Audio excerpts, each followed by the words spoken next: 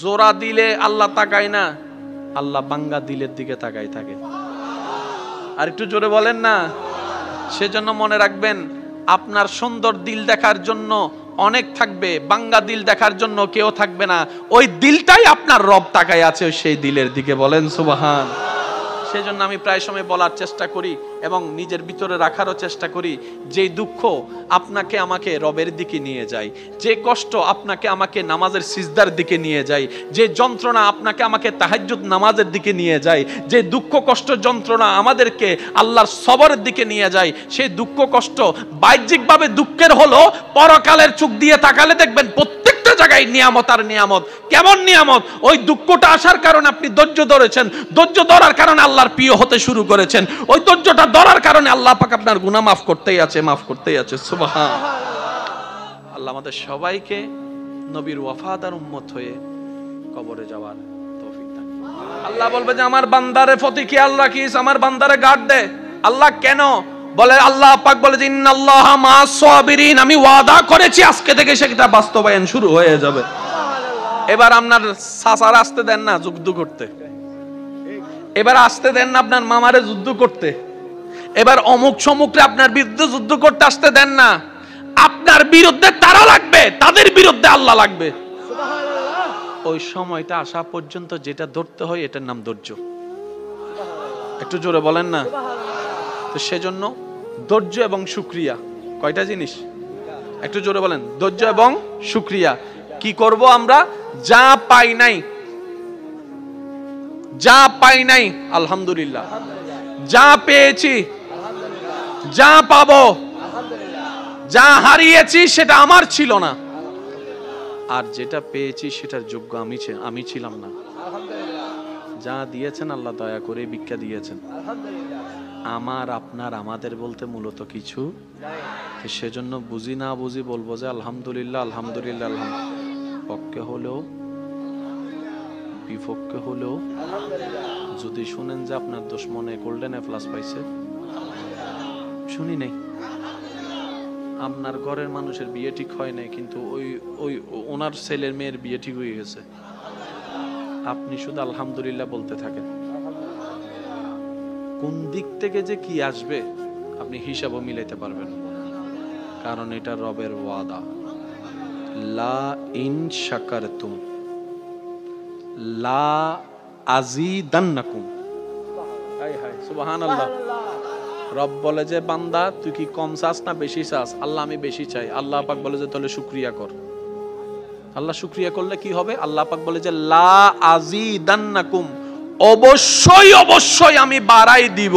সুবহানাল্লাহ সুবহানাল্লাহ বলবেন না? একটু জোরে বলেন। এবার একটা কথা শুনেন, যদি আমি বলি 2টা প্যাকেট দিব তাহলে নির্দিষ্ট,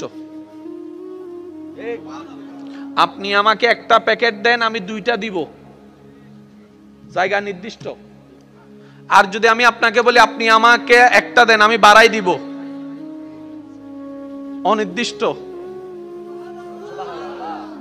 যদি বলি যে ডবল দিব তাহলে 2 দিবেন 4 দিব, আর যদি বলি যে অনির্দিষ্ট দিব বাড়াই দিব, 2 দিবেন 10ও দিতে পারি, 20ও দিতে পারি, 30ও দিতে পারি, 1000ও দিতে পারি। আল্লাহ পাক বলেন লা আযীদান্নাকুম, তুমি শুধু মন থেকে শুকরিয়া করার অভ্যস্ত করো, আমি তোমার 1 কেজি চাওয়ালকে 1000 কেজি চাওয়ালও বাড়াই দিতে পারি। এমনও খুশি হলে আমি আল্লাহ তোমার সে বলা শুকরিয়ার নিয়ামতটা তোমার সন্তানকেও দিব, তোমার নাতি নাতনিকেও দান করব। বলেন সুবহান। কারণ আমি রবের ভান্ডারে কমতি বলে কোনো শব্দ, তবে শর্ত একটাই, আমার নবী যেন নারাজ না থাকে।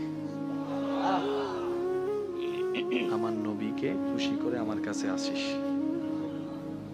তোর জন্য আমি আল্লাহ একাই যথেষ্ট। আজকে একটা কথা মনে রাখবেন, আমি শেষ করে দিচ্ছি। সব হারা হারা নয়, কিছু হারার মধ্যে জিতার চাইতে বড় নিয়ামত থাকে।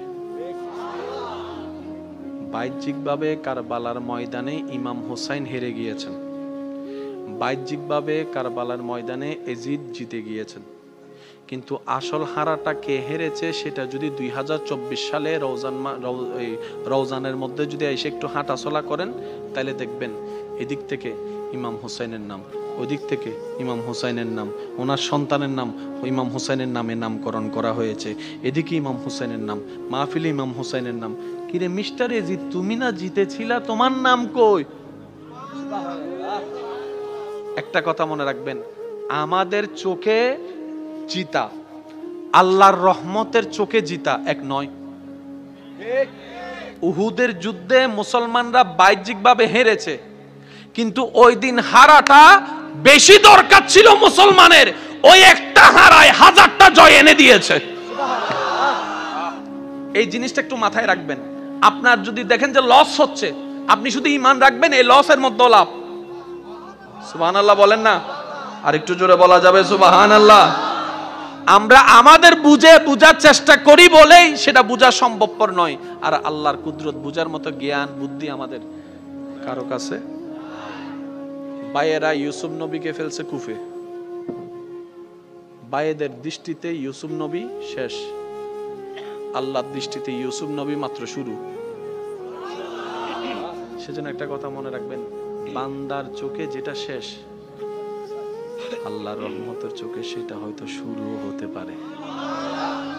আপনার দুশমনরা দেখবে আপনি কোমর ভেঙে গেছেন, আপনার কিচ্ছু নাই, সেখান থেকেও আল্লাহ আপনাকে তুলতে পারে। আর আল্লাহর কুদরতের একটা বড় সৌন্দর্য কি জানেন?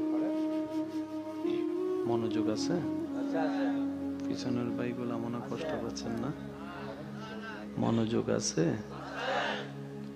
আল্লাহর কুদরতের একটা বড় সৌন্দর্য মনে রাখবেন, আমি শ্রদ্ধার সাথে বলি, আল্লাহ ভাঙ্গা জিনিসগুলাকে কাজে লাগানোটা বেশি পছন্দ করে।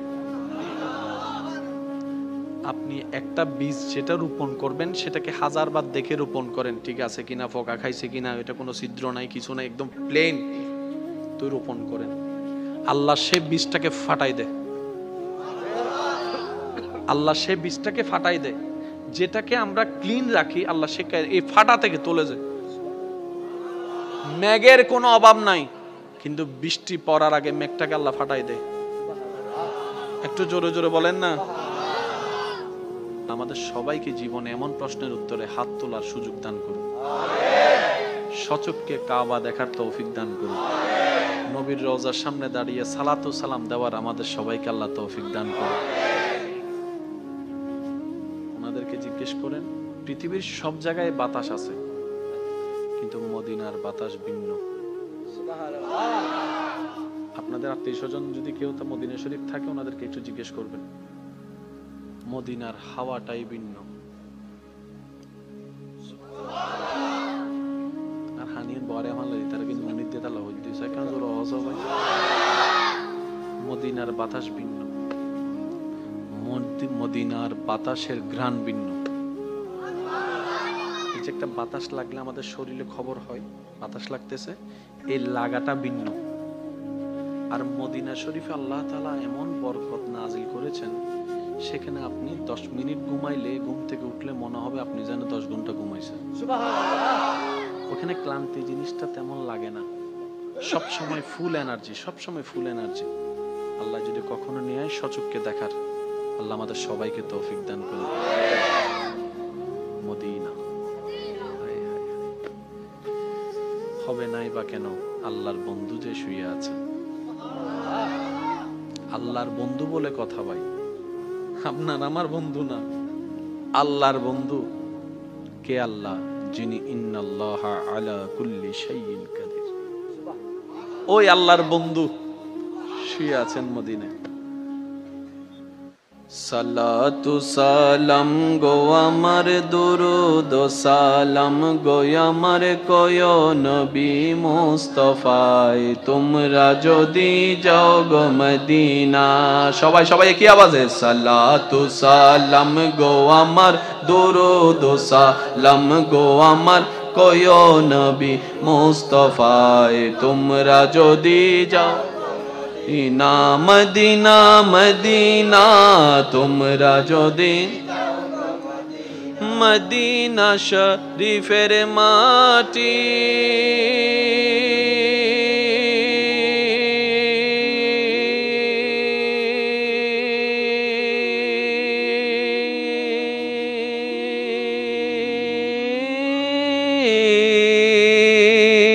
চোখে মুখে বুকে মাখিও ও এমন পবিত্র মাটি, এমন পবিত্র মাটি আমার নবীর রওজায় তোমরা যদি যাও গো মদিনা।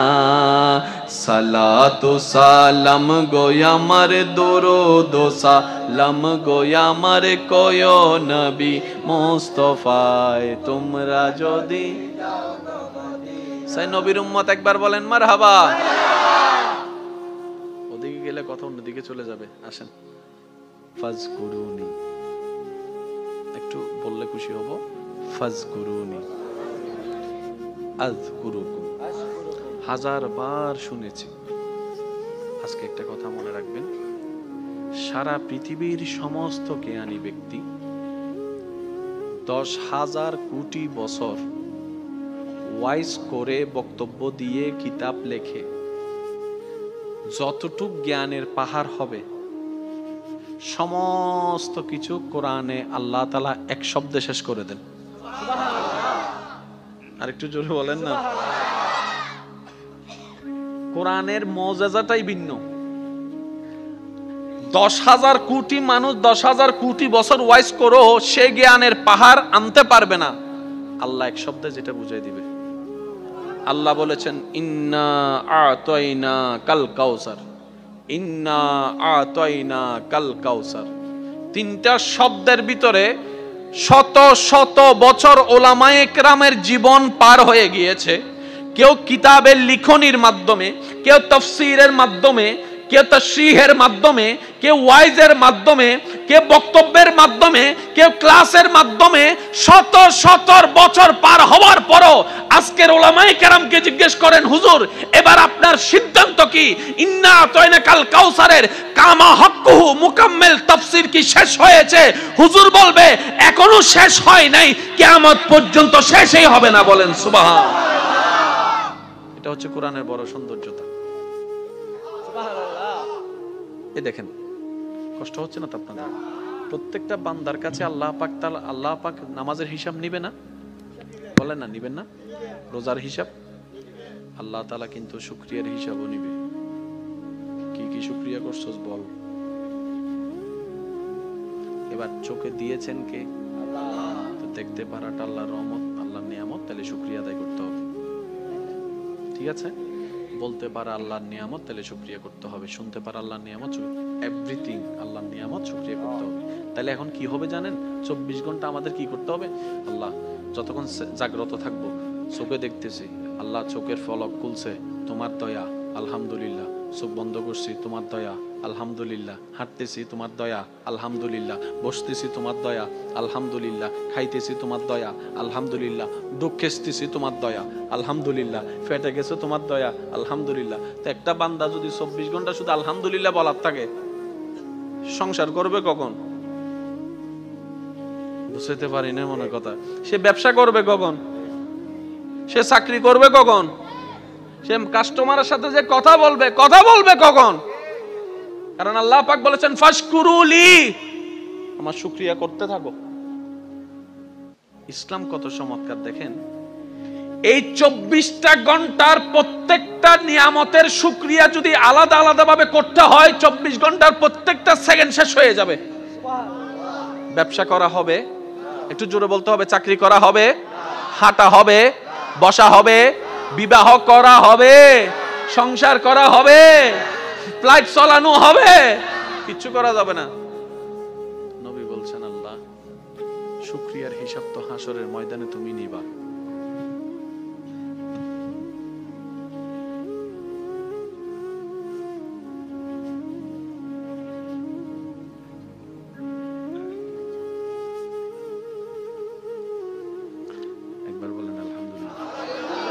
ইনারা গোপন গোপন হতা হইতে নেলে বেগিনের মধ্যে হান্দন দাঁড়ার আছে না, একখানা বাদে দেবেন কি হইয়েন ওনারা দেবেন।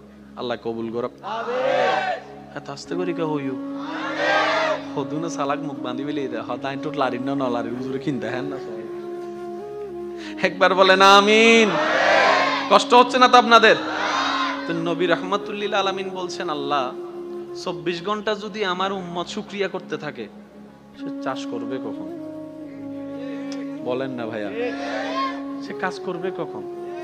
কিন্তু তোমার শুকরিয়া না করলে তো হাসরের ময়দানে তুমি ধরবা, আল্লাহ একটু দয়া করো না, কোন একটা সহজ রাস্তা করে দাও।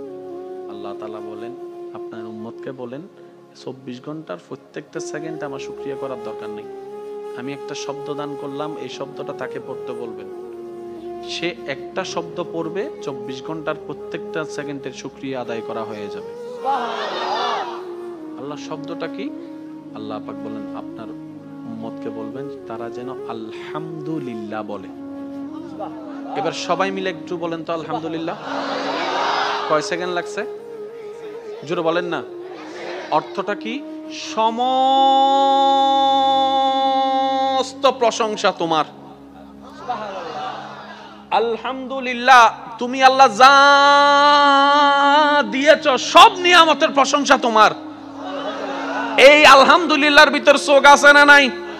আমি বলতে যাব, আপনারা একটু জোরে জোরে বলেন। চোখের দেখা আছে না নাই? কানের শোনা আছে না নাই? মুখের বলা আছে না নাই? জিহ্বার স্বাদ আছে না নাই? পেটের ক্ষুধা আছে না নাই? ক্ষুধা নিবারণ আছে না নাই? হাঁটাটা আছে, বসাটা আছে, শোয়াটা আছে, ব্যবসা আছে, চাকরি আছে, সন্তান আছে, স্ত্রী আছে, পুত্র আছে, মা আছে, বাবা আছে, সমস্ত নিয়ামত সেটার ভিতরে বলেছেন এক সেকেন্ড আলহামদুলিল্লাহ, আপনার আমলনামায় লেখা হচ্ছে হাজার হাজার কোটি গুণ সওয়াব। ইসলাম এত চমৎকার। তো অন্য সময় তো তেমন আসলে শুকরিয়ার সেক্টরটা তো আমরা আদায় করতে পারি না। অন্তত আসেন আজকের এই মাহফিল থেকে একবার আল্লাহকে খুশি করার জন্য শুকরিয়া করব আমরা সবাই, যে আমাদের কোনো আফসোস, একটু মন থেকে বলতে হবে, হ্যাঁ, আমাদের কোনো আফসোস জীবন নেই, আমাদের কোনো দুঃখ। আল্লাহ তুমি যা দিয়েছো, যা দাও নাই, সর্বাবস্থায় আজকের এই মাহফিল থেকে তোমার উপর কোনো রাগ অভিযোগ কিচ্ছু নাই। আমরা খুশি মনে সবাই বলছি আল্লাহ তোমার প্রশংসায়। আওয়াজ দিয়ে বলুন, কি বলবো? আর একটু জোরে বলেন। একটু আওয়াজটা এখান থেকে যেটা দিচ্ছেন সেটা একটু কষ্ট করে এখান থেকে দেওয়ার চেষ্টা করেন। আরেকবার বলেন, আর একটু মহাব্বতের আওয়াজে। আল্লাহ আমাদের কোনো দুঃখ, আমাদের কোনো আফসোস, আমাদের কোনো চাওয়া, আমাদের কোনো পাওয়া তুমি যেভাবে রেখে খুশি, আমরা সেভাবে থেকে খুশি। আল্লাহ তুমি যা দিয়েছো তা আমাদের পাওয়ার চাইতে বেশি দিয়েছো। তোমার দরবারে শুকরিয়া, আলহামদুলিল্লাহ। আল্লাহ আমাদের এই শুকরিয়া কবুল করুন। শুনেন, ফাজকুরুনি আযকুরুকুম। একটু খেয়াল করবেন, বান্দা তুই আমাকে স্মরণ কর, আমি তোকে স্মরণ করব। ফাজকুরুনি আযকুরুকুম। তুই আমাকে স্মরণ করতে দেরি।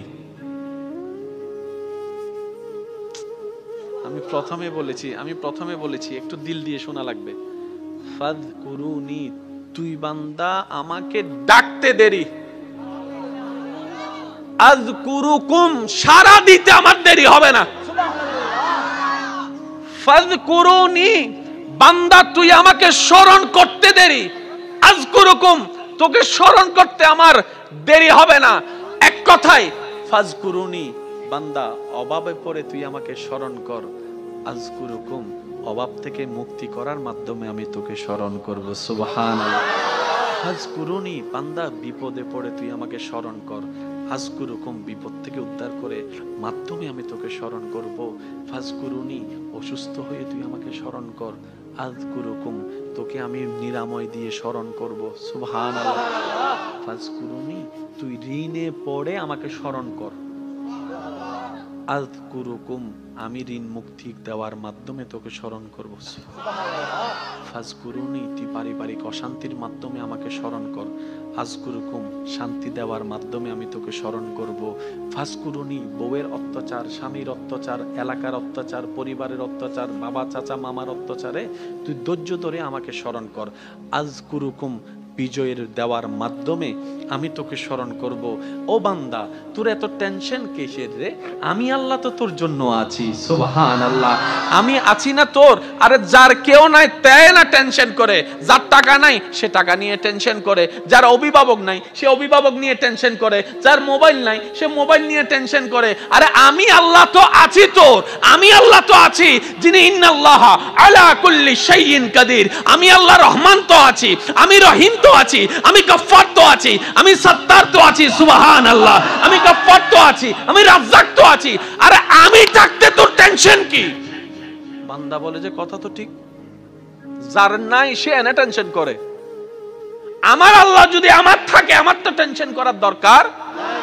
তার মানে আমি এতদিন টেনশন করেছি, আসলে আমি আমার আল্লাহকে রাখতে জানি নাই। আমি আমার আল্লাহকে রাখতে জানি, আমি আমার আল্লাহকে ধরে রাখার মতো ধরে রাখতে জানি নাই, যার কারণে তো টেনশন আমাকে স্পর্শ করেছে। সেজন্য দেখবেন আল্লাহ ওয়ালা যারা হয়, মাথার উপর ছাদ নাই কিন্তু টেনশন ছাড়া মুখে হাসি আছে, পেটের মধ্যে খাবার নাই মুখের মধ্যে কিন্তু টেনশন ছাড়া হাসি আছে, যার উজ্জ্বল দৃষ্টান্ত এই পৃথিবীকে চাক্ষুষভাবে দেখিয়ে দিয়েছেন কারবালার ময়দানে ইমাম আলী মাকাম ইমাম হুসাইন রাদিয়াল্লাহু তাআলা। সুবহানাল্লাহ, পরিবার সবাই শত্রুদের তীরের ভিতরে ছিল, তলোয়ারের ভিতরে ছিল, কাফেলার মধ্যে খাবার নাই কিন্তু মুখে কোনো টেনশন নাই, পানি নাই কিন্তু মুখে কোনো টেনশন নাই, পরিবার শহীদ হচ্ছে মুখে কোনো টেনশন নাই। জগৎ জিজ্ঞেস করে, ও ইমাম হুসাইন, এই কঠিন মুহূর্ত আপনি এত খুশি মনে আছেন কিভাবে? ইমাম হুসাইন উত্তর দেয়, আমার মাওলা তো আমার সাথে আছে, আমার টেনশন করার দরকার কি? এটার নাম তাওয়াক্কুল। একটু জোরে বলেন না। আমি কেমনে বুঝাই আপনাদেরকে ভাই? আমরা আসলে নিতেও জানি না, চাইতেও জানি না, ধরতেও জানি না। কি ধরম পরে এনো জানি, কি সারাম পরে এনো জানি।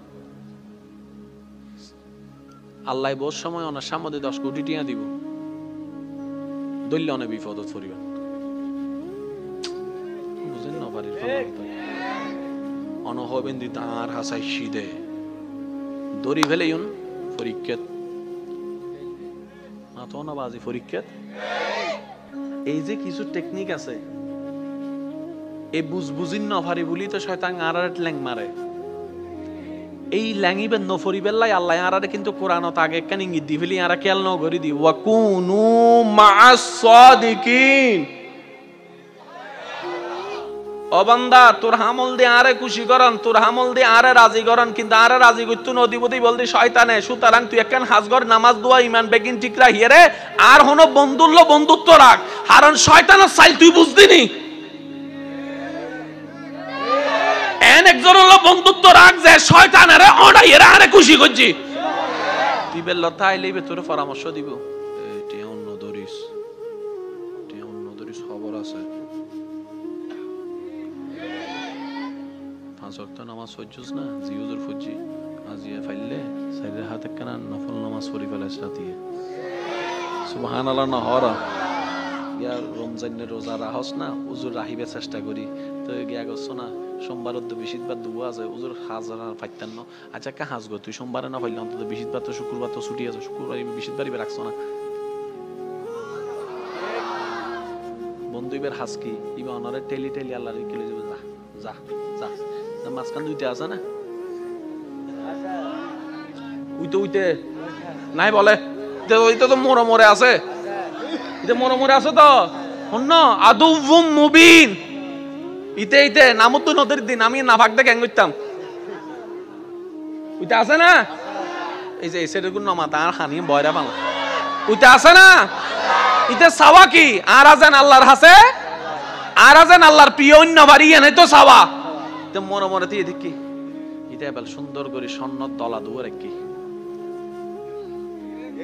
দেখতে কি স্বর্ণ দৈত্য গেলে ওইন আরা দেহের দি স্বর্ণ আল্লাহর ওলি দেহের দে ওইন। কেন জোর হন না গোসা নই না কেন হতা হই বেলাই গরিবত্ব না বড় পরীক্ষা হার হত্যারণ নি বড় লোকর।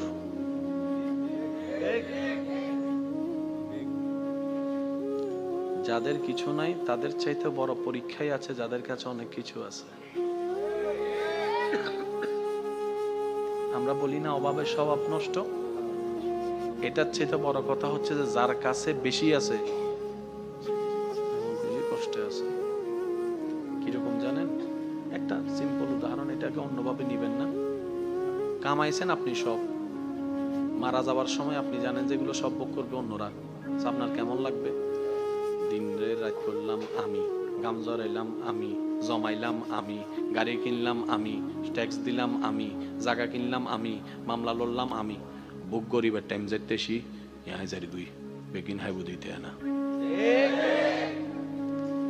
যার কিছু না সে বলে যে আগেও নাই এখনো নাই। হাসরের ময়দানে অনেক বস হিসাব দিতে ব্যস্ত থাকবে, ওই কোম্পানির দারোয়ান আল্লাহর দয়া নিয়ে জান্নাতে চলে যাবে। একটু জোরে বলা যাবে সুবহানাল্লাহ। সেজন্য মনে রাখবেন, ধন না থাকার চাইতেও বড় পরীক্ষা ধন থাকা। কেন জানেন? এই ধনওয়ালার পরিবার, বেশিরভাগ পরিবার দেখবেন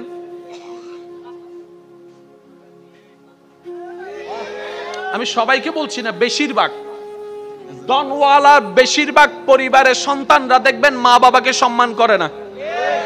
ধনওয়ালার বেশিরভাগ পরিবার, আমি সবার কথা বলছি না, বারবার বলছি, কিছু কিছু পরিবারকে দেখবেন আপনি যেখানে মেয়েরা কাপড়ে ঠিক থাকে না, সম্পর্কে ঠিক থাকে না। সে তুলনায় তো আপনার পরিবার অনেক ভালো আছে। হয়তো খাবারের কষ্টটা হচ্ছে আর কি, হয়তো বেতনটা দিতে একটু কষ্ট হয়ে যাচ্ছে আর কি, কিন্তু ইজ্জত তো নিলামে তুলেন নাই, ইজ্জত তো নিলামে তুলেন নাই। যাই কিছু হোক ইজ্জত নিয়ে তো আছেন। আর সবাই হয়তো এই কথাই একমত হবেন, একজন মানুষের জীবনে দুনিয়ার বিষয়ে সবচাইতে দামি সম্পদের নাম হচ্ছে ইজ্জত সম্মান। ইজ্জত সম্মানের চাইতে দামি কোনো কিছু হতে পারে? আপনি যদি আমাদেরকে সম্মান দিয়ে শাক দিয়েও বাদ দেন, আর যদি অপমান করে পোলাও রোজ বিরিয়ানি দেন, কথা বলতে হবে তো, অপমান করে যদি পোলাও রোজ বিরিয়ানি দেন এখানে যাবে না। আর যদি সম্মান দিয়ে একটু শাক দিয়ে লবণ দিয়ে বাদ দেন, ভাই আপনার জন্য অনেক মেহমানদারি করার ইচ্ছা ছিল কিন্তু আমার তো তৌফিক নেই, এই একটু ভাত আর লবণ, আপনি খুশি মনে খাইতে পারবেন। কারণ সেখানে আপনি সম্মান দেখেছেন, সেখানে আপনি ভালোবাসা দেখেছেন। সুবহানাল্লাহ। যাদের ধন বেশি ওনারা মনে করে, আমরা যারা ধন নাই তারা মনে করে কি আল্লাহ তাআলা খুশি হলে ধন দেয়, আল্লাহ খুশি হলে গাড়ি দেয়, আল্লাহ খুশি হলে বাড়ি দেয়, আল্লাহ খুশি হলে ব্যবসা দেয়, আল্লাহ খুশি হলে চাকরি দেয়, আল্লাহ খুশি হলে রাজত্ব দেয়, আল্লাহ খুশি হলে জায়গা দেয়। শ্রদ্ধার সাথে বলি, না রে না ভাই, আল্লাহ খুশি হলে রাজত্ব দেয় না। এরকম হলে তো ফেরাউনের উপর আল্লাহ খুশি, এটা প্রমাণ হয়ে যেত। আল্লাহ খুশি হলে রাজত্ব দেয় না। আল্লাহ খুশি হলে, খুশি হওয়ার নিদর্শন টাকা নয়, বাড়ি নয়, গাড়ি নয়। আল্লাহ যখন কোন বান্দার উপর খুশি হয়ে যায়, হাজার বিপদের মধ্যেও তার অন্তরে আল্লাহ প্রশান্তি নাজিল করে, দয়া নাজিল করে, শান্তি নাজিল করে। আল্লাহ খুশি হলে শান্তি দেয় যে। অনেক আছে 3টা ঘুমের ওষুধ খাওয়ার পরও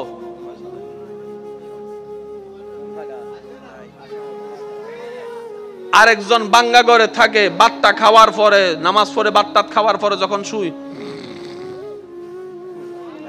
এবার বলেন সুখী কে, 10 তলা ওয়ালা নাকি বাঙ্গা ঘর ওয়ালা? আর একটু জোরে বলেন না। 10 কোটি টাকা ওয়ালা, জামাইয়ের সাথে বউয়ের দেখা হয় না, বউয়ের সাথে জামাইয়ের দেখা হয় না, এক টেবিলে কখন ভাত খাইছে খবরও নাই। কারণ স্বামী স্বামীর জায়গায় ব্যস্ত, স্ত্রী স্ত্রীর জায়গায় ব্যস্ত, ছেলে ছেলের রাজত্বে, মেয়ে মেয়ের রাজত্বে, সব আছে কিন্তু ওই যে একটা মায়া মহব্বত নাই। কারণ যা কিছু দরকার হয় হোয়াটসঅ্যাপে মেসেজ, পাপ্পা আমার এটা লাগবে, উনি এখান থেকে মেসেজ দেয়, ঠিক আছে ম্যানেজারকে বলে দিচ্ছি তুমি নিয়ে নিও। চেহারা যে দেখবে সেটা পর্যন্ত দেখা হয় না। অথচ আপনার সন্তানের একটা কলম লাগলো আপনার পিছনে 3 ঘন্টা করে, বাবা ও বাবা, ও বাবা একটা কলম দাও না, ও বাবা একটা জুতা কিনে দাও না, ও বাবা একটা কাপড় কিনে দাও না। বাবা ডাকতেও আপনি শুনেন, আব্বু ডাকতেও শোনার শান্তি আপনি পেয়ে যাচ্ছেন এই গরিবী জিন্দেগির মধ্যে। সেজন্য মনে রাখবেন, গরিবিটাও পরীক্ষা, বড় লোকিটাও পরীক্ষা, বুঝার জন্য বড়, দন থাকাও পরীক্ষা, দন না থাকাও পরীক্ষা। কিন্তু আপনি যদি বেশিরভাগ নবী রাসূলের আল্লাহর ওলিদের জীবনীকে খেয়াল করেন, ওনারা দেখবেন গরিবী জিন্দেগিকে আপন করে নিয়েছেন। কেন? বলে যে কোটিপতি হয়েও পরীক্ষা, গরিব হয়েও পরীক্ষা, দুইটার মধ্যে পার্থক্য আছে। যদি আমি কোটিপতি হয়ে পরীক্ষা দিই, আমার হিসাব লম্বা হয়ে যাবে। আর আমি যদি গরিব হয়ে পরীক্ষা দিই, আল্লাহর যাই বলবো আল্লাহ দাওই নাই কিছু, পরীক্ষা দিব কি? আমার তো নাই। সুবহানাল্লাহ বলবো। ওই বুঝি আজি বোঝনে চেহারা খারাপ করে ফেলার অত হুজুর আজিয়ে না ভাই ইন্দে ওয়াইজিং করি ফেললাই। আমি 3-4 দিন ধরে আর বিদেশি জামাইরা বুঝাই দিয়ে জায়গা আনকি নি ফেললাই। ইয়া তো অনেক দিন ফেঁসা। এই মাহফিলকে আগামী বছর এর চাইতে আরো সুন্দরভাবে আয়োজন করার তৌফিক দান। এখানে এসে আমি যথেষ্ট মহাব্বত পেয়েছি, আল্লাহ এই মহাব্বতকে কবুল করুন। তবে আজকে থেকে একটা জিনিস মাথায় এবং মনে বসাই ফেলবেন, আমাদের কাজ হচ্ছে একটাই, নবীর মহব্বত নিয়ে আল্লাহর উপর তাওয়াক্কুল করে নেমে যাওয়া। এখানে অনেক ঘরের মালিক আছে, আমি কিন্তু আগে আসি নাই বলতেছি, আপনারা শুধু রিপ্লে শুনবেন। এখানে অনেক বিদেশি মানুষ আছে, ভিসা চলে আসছে, টিকেটের টাকা ছিল না। শোনানোর জন্য ঠিক বলেছেন না সত্য ঠিক বলেছেন? একটু জোরে বলেন না। অনেক বিদেশি এমন আছে, প্রবাসী, হয়তো আমার মাইকের আওয়াজ শুনতেছে, ভিসা চলে আসছে কিন্তু টিকিট কাটার টাকা ছিল না। সে ভাইটা এখন 5 বছর 7 বছর বিদেশ করে আসছে। একজনে জিজ্ঞেস করতেছে, কি রে টিকিটের টাকা ছিল না, কেমনে পাইছস? কই কেমনে কেমনে জোগাড় হয়ে গেছে, কেমনে কেমনে। রব বলে যে কেমনে কেমনে হয়, এমনি এমনি। 10টা রান কয়জনে খাবে? 10 জনেই তো খাবে। কিন্তু রবের যখন বরকত চলে আসে, 10 জনের খাবার 500 জন খাইছে, যে এরকম রেকর্ড এখানে আমি বলবো না, আপনারা বলেন। আচ্ছা, অনেক মাহফিল কমিটি কিংবা এই মাহফিল কমিটিকেও জিজ্ঞেস করেন, গতকালকে পরশু পর্যন্ত এই মাহফিলের যে খরচটা পুরোপুরি হাতে উঠে নেই। হয়তো অনেক কমিটির অনেক ছেলেরা বলছে, ভাই বন্দা কি করবো কি করবো, একজন বলে ধরো টেনশনও করিস, আল্লাহর হামাল্লা করি, তুই টেনশনও করিস। আজকে সেই মাহফিল আপনারা এখন প্রায় শেষের দিকে, সামনাসামনি আছে, জিজ্ঞেস করেন, অথবা আমি যাওয়ার পরে জিজ্ঞেস করবেন। আল্লাহর কাজ আল্লাহ কখনো আটকায় রাখে না। আল্লাহ শুধু বলে যে তুই নিয়তটা করে নাম, আমি আছি তো তোর। আল্লাহ আমাদের সবাইকে আল্লাহর উপর তাওয়াক্কুল করার তৌফিক দান করুন। যত উলামায়ে আহলে সুন্নাত দুনিয়ার থেকে বিদায় নিয়েছেন, আল্লাহ প্রত্যেকজনের রফে দারাজাত দান করুন। আর যারা এখনো পর্যন্ত বিশ্বের আনাচে কানাচে যে যেখান থেকে যেভাবে খেদমত করে যাচ্ছেন, আল্লাহ প্রত্যেকজন খাদেমের খেদমতকে কবুল করুন। যত আকাবেরগণ আছেন এখনো বেঁচে, আল্লাহ ওনাদের ছায়াকে আমাদের মাথার উপর জারি এবং সারি রাখুন। আল্লাহ আমার ভাইয়ের এলমে হায়াতে ইজ্জতে সর্বদিকে আরো বরকত দান করুন। উলামায়ে কেরাম যারা আছেন ওনাদের আমিনের উসিলাই আল্লাহ আমি অদমের আমিনকেও কবুল করুন। এই মাহফিল আপনাদের মাহফিল, আপনারা খেয়াল রাখবেন, যত্ন নেবেন। আর সহযোগিতা মানে সবসময় টাকা নয়, এটা মনে রাখবেন। যে সহযোগিতা আপনারা আলেম উলামা বলে না যে আপনারা একটু সহযোগিতা করেন, ভাইয়া সহযোগিতা মানে টাকা নয়। মনে করেন ওনারা মাহফিল আয়োজন করতেছে, ওনারা কে? কমিটি। কিন্তু কমিটিতে যারা আছে এগুলো আপনাদের কি ভাই, চাচা, কাকা, ছেলে? তাকাও ভাই। আমাদের সবাইকে জীবনে এমন প্রশ্নের উত্তরে হাত তোলার সুযোগ দান করুন। সচক্ষে কাবা দেখার তৌফিক দান করুন। নবীর রওজার সামনে দাঁড়িয়ে সালাতু সালাম দেওয়ার আমাদের সবাইকে আল্লাহ তৌফিক দান করুন। ওনাদেরকে জিজ্ঞেস করেন, পৃথিবীর সব জায়গায় বাতাস আছে, কিন্তু মদিনার বাতাস ভিন্ন। আপনাদের আত্মীয় স্বজন যদি কেউ তা মদিনা শরীফ থাকে, ওনাদেরকে একটু জিজ্ঞেস করবেন, মদিনার হাওয়াটাই ভিন্ন।